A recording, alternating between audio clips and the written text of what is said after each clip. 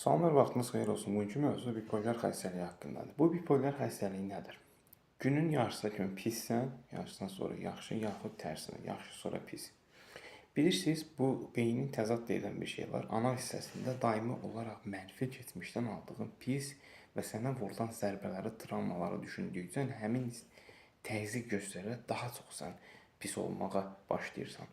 Çünki hər zaman beynin belə deyək, əsas şuuraltı düşüncəsi yaxşı yox, pis şeylərə doğru gedir. Yəni yaradılış budur.